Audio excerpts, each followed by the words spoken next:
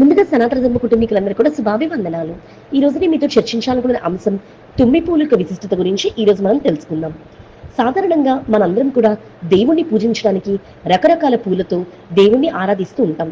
వాటిలో ముఖ్యంగా మనమందరం ఉపయోగించేది చామంతి, గులాబీ, బంతి, సంపంగి ఇలా రకరకాల పూలను మనం పూజకు వినియోగిస్తూ ఉంటాం.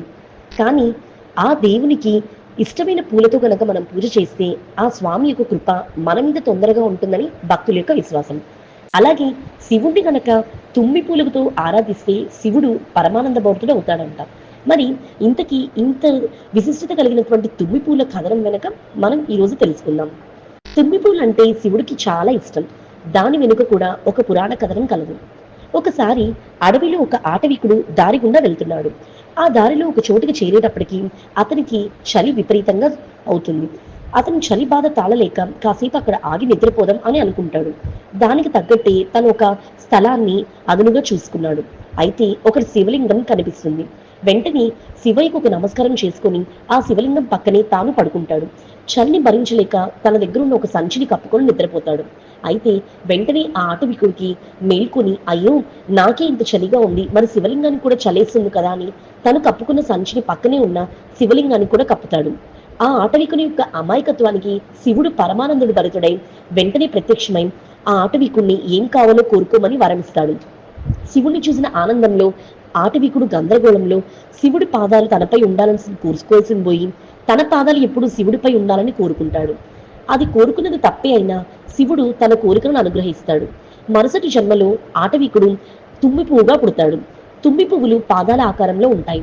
ఈ విధంగా తుమ్మి పువ్వులు శివుడి పైన ఉండటంతో ఆటవికుడి కోరికను శివుడు తీరుస్తాడు. ఇక తుమ్మి పువ్వు వెనుక కదలాగి దానితో చేసే పూజ కూడా చాలా గొప్పదంట. జిల్లేడు పూలు అంటే శివుడికి చాలా ఇష్టం. అలాంటి 1000 తెల్ల జిల్లేడు పూలు తెచ్చి శివుడికి సహస్రనామ పూజ చేస్తే ఎంత ఫలితం ఉంటుందో, ఒక్క గన్నేరు పువ్వుతో పూజ చేస్తే అంత ఫలితం ఉంటుంది.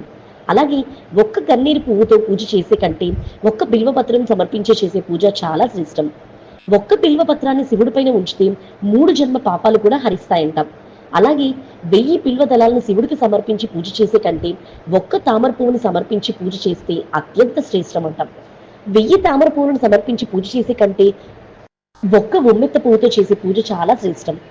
అలాగే 1000 ఉమ్మెత్త పూలతో చేసే పూజ కంటే ఒక్క జమ్మి పత్రితో చేసే పూజ అత్యంత శ్రేయస్కరం.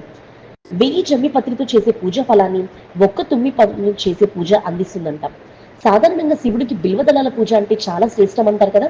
కానీ బిల్వదళాల కంటే కూడా తుమ్మి పువ్వులతో చేసే పూజ చాలా ఉత్తమ ఫలితాలు ఇస్తుంది. మరి తెలుసుకున్నారు కదా తుమ్మి పువ్వుల యొక్క విశిష్టత మరియు శివుడికి తుమ్మి పువ్వుల చేసే ఆరాధన గురించి. ఈ వీడియో చూసిన మీ అందరికీ కూడా కృతజ్ఞతలు.